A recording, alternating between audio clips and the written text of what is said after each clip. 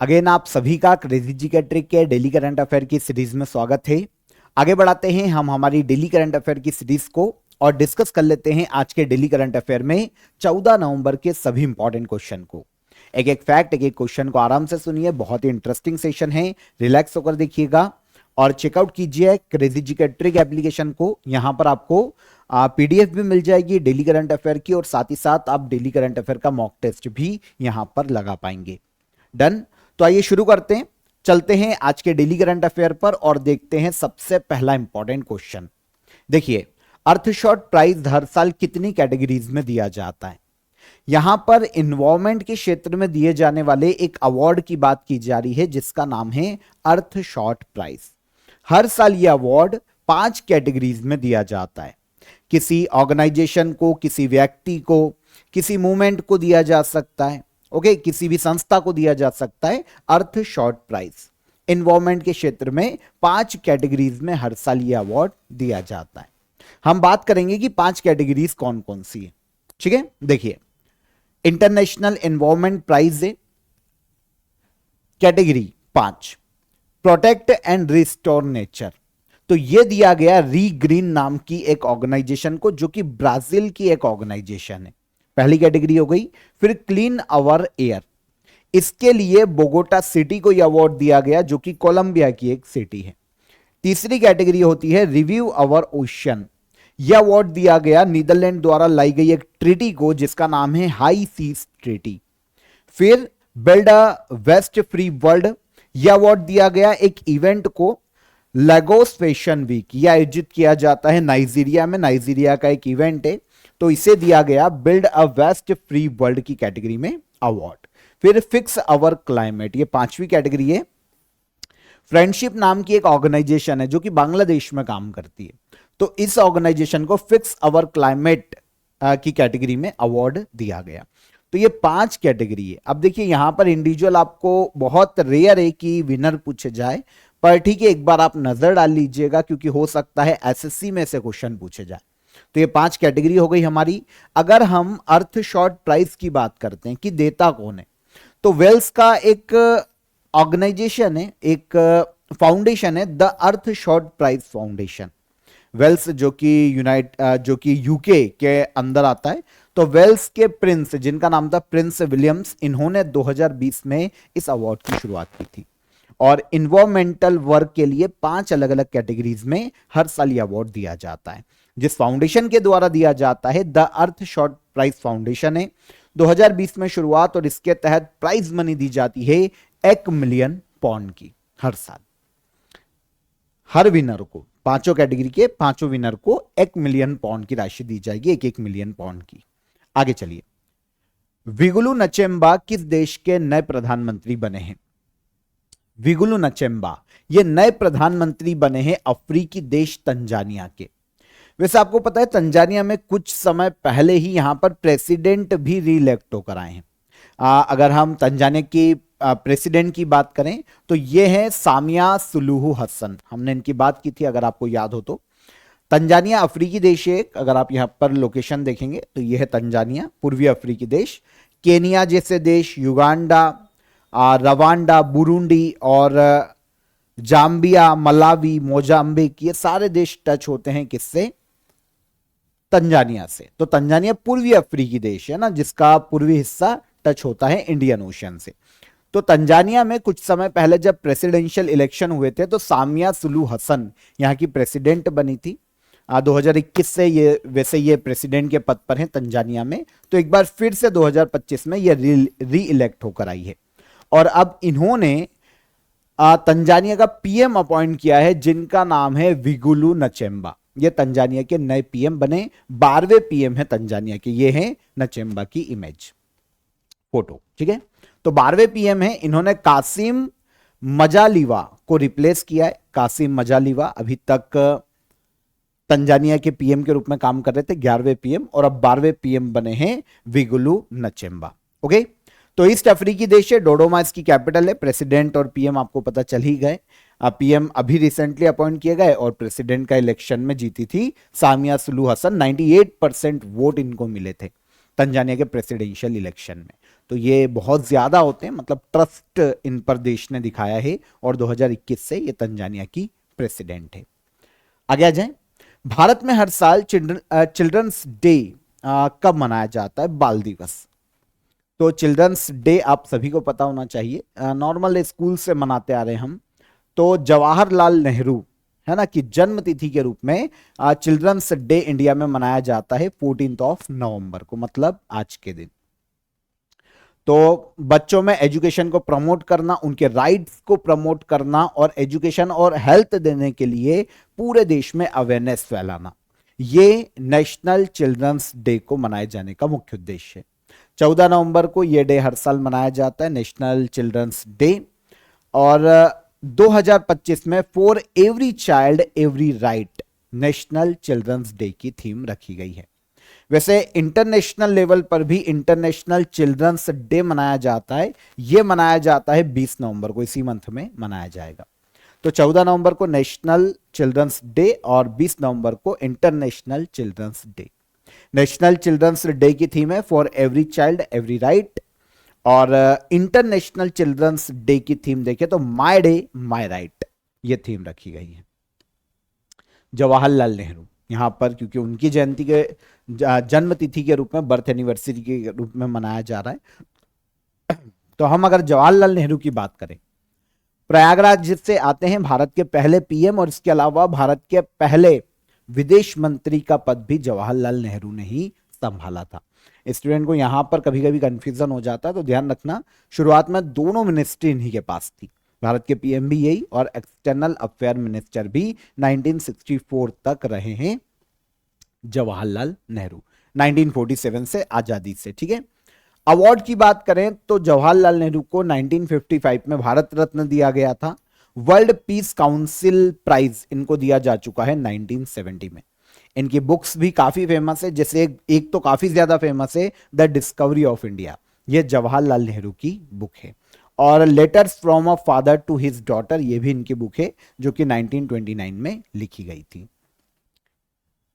14 नवंबर को national children's day हो गया। एक और डे मनाया जाता है वर्ल्ड डायबिटीज डे, ये भी WHO के द्वारा अनाउंस किया जा चुका है, तो ये 14 नवंबर को ही मनाया जाता है। विश्व मधुमेह दिवस, world diabetes day, diabetes across life stages, ये WHO के द्वारा 2025 में वर्ल्ड डायबिटीज डे की थीम घोषित की गई है। भारत का चर्चित न्योमा एयरबेस कहां पर स्थित है? न्योमा एयरबेस ये स्थित है भारत के लद्दाख राज्य में, यूनियन टेरिटरी। तो लद्दाख में LAC जो लाइन ऑफ एक्चुअल कंट्रोल है ना, इंडिया और चाइना की जो बॉर्डर है उसके निकट लद्दाख में न्योमा एयरबेस अभी सुर्खियों में है, क्योंकि इस एयरबेस को हाल ही में शुरू किया गया है। ठीक है, तो लद्दाख में देखने को मिलता है, LAC के पास में न्योमा एयरबेस को हाल ही में शुरू किया गया है। एयरबेस लद्दाख के न्योमा में है, जो कि 13,000 फीट की ऊंचाई पर स्थित है। एक बहुत ही स्ट्रेटेजिक लोकेशन है, क्योंकि यहां से हमारे एयरबेस से आपको पता ही है लगातार टेंशंस चल रहे हैं हमारे पाकिस्तान के साथ, बांग्लादेश के साथ, चाइना के साथ, और हम जानते हैं भाई हमारे पड़ोसी कैसे है ना, सब एक जैसे ही हैं। तो हमको सारी लोकेशन पर जो हमारी आर्मी है उसको जरूरत है कि सारी लोकेशन पर आप मूवमेंट रखें, नजर रखें, क्योंकि कभी भी कहीं से कुछ भी हो सकता है। आज की कंडीशन तो ऐसी ही है ना। चिकन नेक का अगर मामला देखिए हम, है ना, सिलीगुड़ी कॉरिडोर जिसे कहा जाता है, तो वहां पर बांग्लादेश, उसके पास में बांग्लादेश का एयरबेस है, जहां पर अभी पाकिस्तान और चीन की मूवमेंट बढ़ती जा रही है। पूर्वोत्तर जो हमारे भारत के एरियाज हैं, अरुणाचल प्रदेश में, वहां पर चाइनीज मूवमेंट बढ़ती जा रही है। पाकिस्तान को हम जानते ही हैं, तो जरूरी है कि हमारे सारे लोकेशन जो स्ट्रेटेजिक लोकेशन है उसको हम एक्टिव रखें। इसलिए न्योमा एयरबेस को भी शुरू किया गया है। एक स्ट्रेटेजिक एयरबेस है यहाँ पर हमारा, लाइन ऑफ एक्चुअल कंट्रोल से 25 किलोमीटर की दूरी पर है मात्र। अब आप सोचिए अगर यहां से फाइटर जेट उड़ान भरता तो उसको कितना समय लगेगा LAC पर जाने में? हार्डली मिनट, ओके, 1, 2, 5 मिनट, है ना। तो न्योमा एडवांस लैंडिंग ग्राउंड पहले से कहा जाता था। अब BRO जो है, बॉर्डर रोड ऑर्गेनाइजेशन, इन्होंने 218 करोड़ की लागत से डेवलप किया है स्ट्रेटेजिक एयरबेस को, जिसका नाम है न्योमा एयरबेस। 2023 में इसे एक्सपेंड किया गया, इसे मॉडर्नाइज किया गया और अब इससे प्रॉपर वापस शुरू किया गया।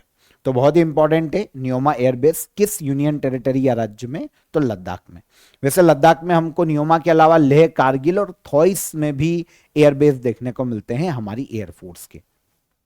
यूनियन टेरिटरी है लद्दाख, लेह इसकी ऑफिशियल कैपिटल है, लेह और कारगिल से भी यहां से गवर्नमेंट चलती है। अगर लेफ्टिनेंट गवर्नर की बात करें तो कविंद्र गुप्ता इसके लेफ्टिनेंट गवर्नर है लद्दाख के।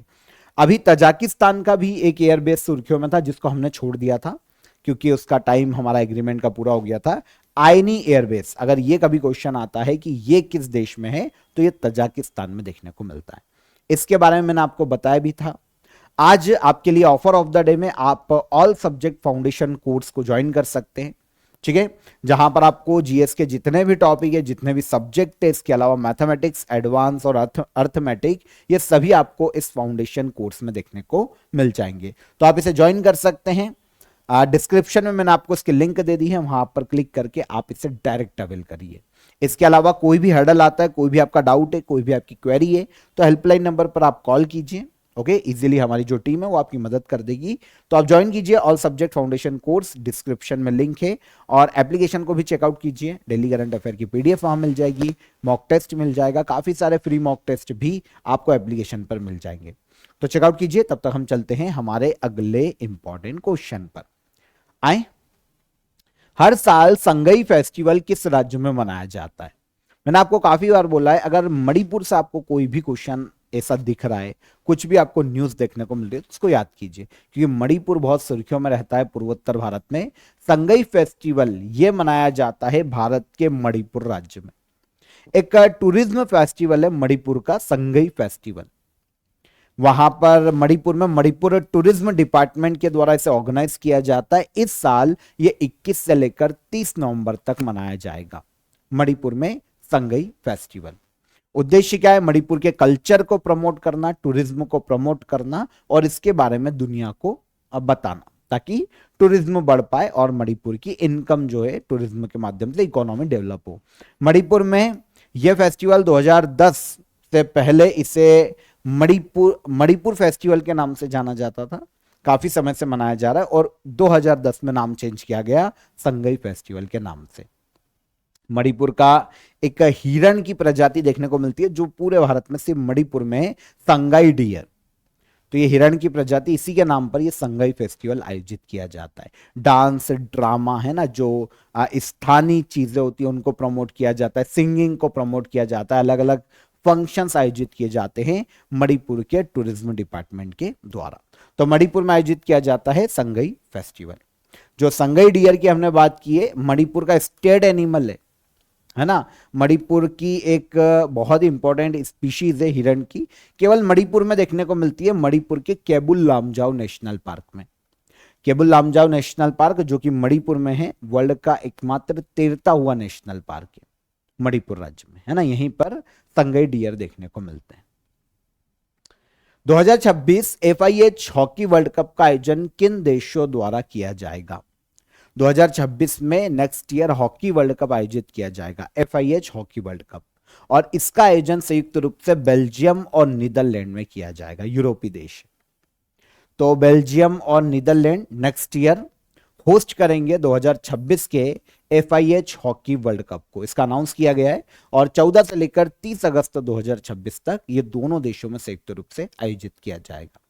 ये तीसरी बार है जब मेंस और विमेंस दोनों ही कैटेगरी के FIH वर्ल्ड कप एक साथ आयोजित किए जाएंगे हॉकी के, सेम स्टेडियम में, एक साथ साथ और सेम स्टेडियम में ही आयोजित होंगे। तो मेंस और विमेंस का आयोजन दोनों का एक साथ किया जाएगा और दोनों ही कैटेगरी में टोटल 16 टीमें पार्टिसिपेट करेंगी। यहां पर इस कंपटीशन का ये 16वां एडिशन है, FIH हॉकी वर्ल्ड कप का। इंटरनेशनल हॉकी फेडरेशन इसका आयोजन करवाता है। तो 2026 में नेक्स्ट ईयर आयोजन कहां पर? बेल्जियम और नीदरलैंड में, ठीक है। देखिए, अगर हम FIH हॉकी वर्ल्ड कप की बात करें तो मेंस और विमेंस का अलग अलग ईयर में शुरू हुआ था। सबसे पहली बार मेंस कैटेगरी का जो FIH हॉकी वर्ल्ड कप है 1971 में शुरू हुआ था। तो 1971 का पहला मेंस कैटेगरी का FIH hockey world cup Pakistan ने जीता था। फिर विमेंस कैटेगरी का 1974 में शुरू किया गया और ये नीदरलैंड ने पहली बार जीता। अब इस बार मेंस टूर्नामेंट का 15 एडिशन है, ठीक है, सॉरी, मेंस टूर्नामेंट का जो 15 एडिशन है वो 2023 में आयोजित किया गया था। 4 साल में नॉर्मली एक बार होता है, तो 2023 में ये आयोजित किया गया था। तो 2023 में जब ये आयोजित किया गया तो इंडिया ने इसको होस्ट किया 15वें एडिशन को। विनर जर्मनी था और रनर अप बेल्जियम था last FIH men's hockey world cup में।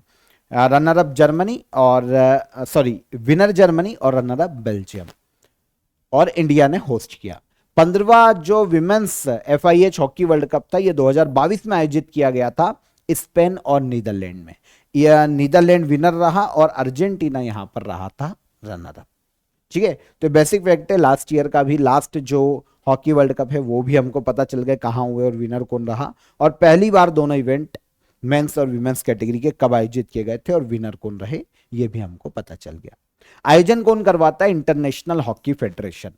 पूरे वर्ल्ड में हॉकी खेलों को गवर्न करने वाली इंटरनेशनल बॉडी, रूल्स बनाती है इंटरनेशनल हॉकी गेम्स के लिए, है ना, गवर्न करती है हॉकी गेम्स को।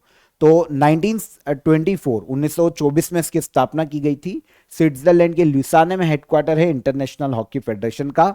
140 मेंबर है और तैयब इकराम इसके प्रेसिडेंट के पद पर है।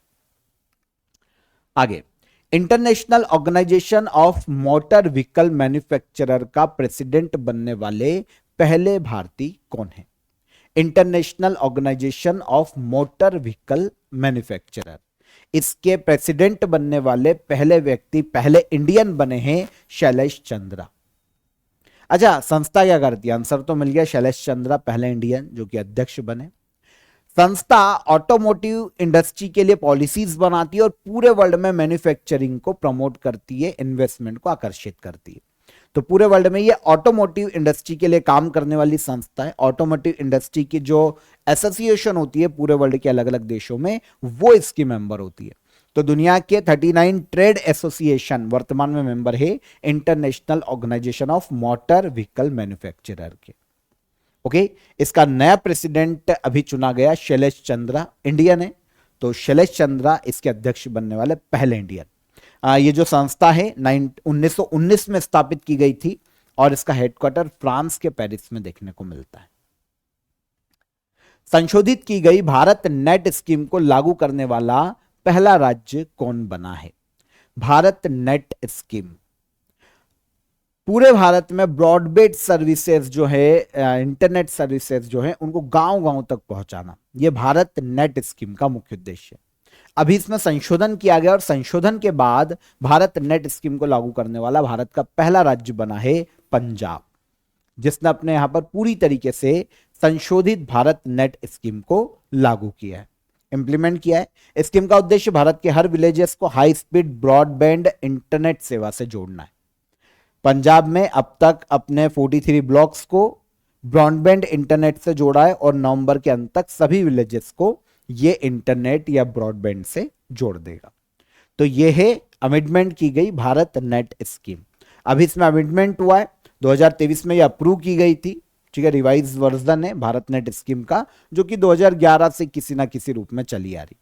तो ये रिवाइज्ड वर्जन है, 2023 में इसका अप्रूवल मिला था और इसका उद्देश्य था 2.64 लाख ग्राम पंचायत को ऑप्टिकल फाइबर केबल से जोड़ना ब्रॉडबैंड सर्विसेज से, और इसके लिए बजट रखा गया था 1,39,579 करोड़ रुपए। भारत नेट स्कीम अगर हम शुरुआत देखें ना, तो 2011 में नेशनल ऑप्टिकल फाइबर नेटवर्क के रूप में इसे लॉन्च किया गया था। 2015 में इसका नाम बदलकर भारत नेट प्रोजेक्ट किया गया। भारत के हर ग्राम पंचायत में ब्रॉडबैंड कनेक्शन दिया जा सके, सभी को जोड़ा जा सके, इसका उद्देश्य था।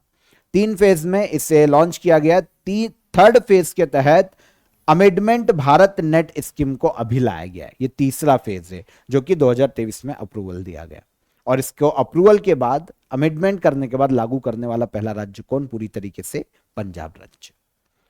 भारत की पहली नेशनल इंडोर एथलेटिक्स चैंपियनशिप कहां आयोजित की जाएगी? इंडिया की पहली नेशनल इंडोर एथलेटिक्स चैंपियनशिप का आयोजन किया जाएगा भुवनेश्वर के कलिंगा स्टेडियम में। यह पहली बार इंडिया में आयोजित की जा रही है national indoor athletics championship. Bhubaneswar Odisha के कलिंगा स्टेडियम में इसको 2026 में इसका आयोजन किया जाएगा, नेक्स्ट ईयर जनवरी में आयोजित की जाएगी और एथलेटिक्स फेडरेशन ऑफ इंडिया इसका आयोजन करवाएगा।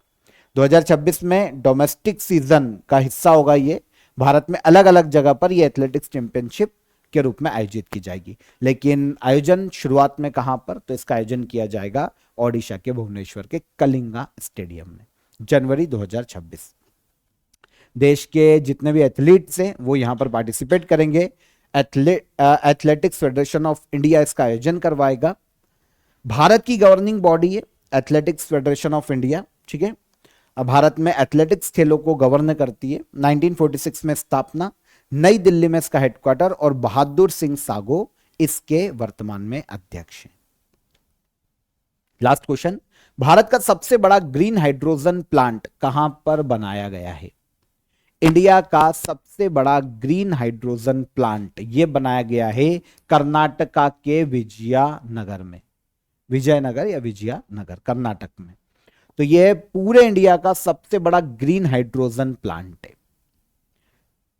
प्लांट को जेएसडब्ल्यू एनर्जी, जिसे जिंदल साउथ वेस्ट के नाम से जाना जाता है, इसने कमीशन किया है। प्लांट को जेएसडब्ल्यू एनर्जी के साथ द्वारा नेशनल ग्रीन हाइड्रोजन मिशन के तहत बनाया गया है। आपको पता है भारत में ग्रीन हाइड्रोजन को बढ़ावा देने के लिए national green hydrogen mission launch किया गया था। तो इसी के तहत भारत का सबसे बड़ा ग्रीन हाइड्रोजन प्लांट लगाया है जेएसडब्ल्यू एनर्जी ने। कहां पर? कर्नाटक के विजयनगर में। तो जेएसडब्ल्यू का जो स्टील प्लांट है यहीं पर इसी के पास है। तो इसी प्लांट को हर साल 3800 टन ग्रीन हाइड्रोजन सप्लाई करेगा और 30,000 टन ग्रीन ऑक्सीजन भी सप्लाई करेगा। ये जो लार्जेस्ट ग्रीन हाइड्रोजन प्लांट बनाया गया है कर्नाटक में ये, तो विजयनगर में है ये। नेशनल ग्रीन हाइड्रोजन मिशन की बात करें, इंडियन गवर्नमेंट के द्वारा ग्रीन हाइड्रोजन के विकास के लिए, यूज प्रोडक्शन को बढ़ाने के लिए, एक्सपोर्ट को बढ़ाने के लिए मिशन लाया गया था, ठीक है। और 19,744 करोड़ रुपए 2029-30 तक की अवधि के लिए इसमें इन्वेस्ट किए गए, ताकि भारत में ग्रीन हाइड्रोजन के विकास को बढ़ावा दिया जा सके, उसके यूज को, प्रोडक्शन को और एक्सपोर्ट को बढ़ावा दिया जा सके। 2 फेज में लागू किया गया है, 2022 से 2026 और 2026 से 2030, और बजट रखा गया है 19,744 करोड़ रुपए का, ठीक है। तो ये हो गया नेशनल ग्रीन हाइड्रोजन मिशन है, ये इंडियन गवर्नमेंट का मिशन है ग्रीन हाइड्रोजन को बढ़ावा देने के लिए। यहां पर हमारे 14 नवंबर के सभी करंट अफेयर हो जाते हैं। अब हम लास्ट डे के करंट अफेयर को रिवाइज कर लेते हैं एक बार। तो 10 करंट अफेयर थे हमारे, देख लेते हैं। जर्मन वॉच द्वारा जारी ग्लोबल क्लाइमेट रिस्क इंडेक्स 2026 में लॉन्ग टर्म इंडेक्स में भारत किस रैंक पर है?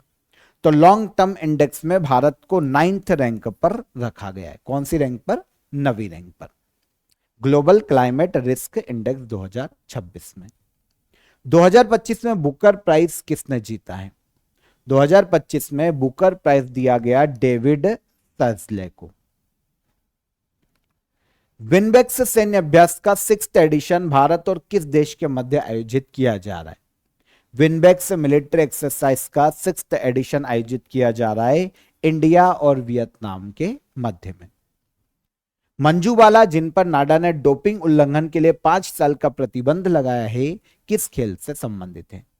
मंजू बाला ये हैमर थ्रो की खिलाड़ी है जिन पर 5 साल का लगाया गया है प्रतिबंध। 2025 में G7 विदेश मंत्रियों की बैठक का आयोजन कहां किया गया? 2025 में G7 विदेश मंत्रियों की बैठक का आयोजन किया गया कनाडा।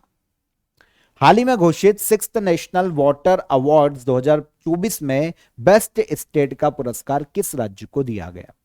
तो यह अवार्ड दिया गया महाराष्ट्र राज्य को। आयरलैंड की 10वीं राष्ट्रपति के रूप में शपथ किसने ली है? आयरलैंड की 10वीं प्रेसिडेंट के रूप में शपथ ली है कैथरीन कॉनोली ने। WHO ने रिफ्ट वैली फीवर के लिए चेतावनी जारी की है। यह बीमारी पहली बार किस अफ्रीकी देश में देखी गई थी? तो यह बीमारी पहली बार देखी गई थी केन्या में। ड्रैप को स्वच्छ भारत मिशन शहरी 2.0 के तहत शुरू किया गया। स्वच्छ भारत मिशन 2.0 को किस वर्ष में शुरू किया गया था?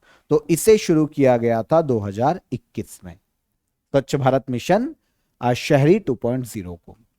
जैव प्रौद्योगिकी अनुसंधान और नवाचार परिषद biotechnology research and innovation council का दूसरा स्थापना दिवस मनाया गया।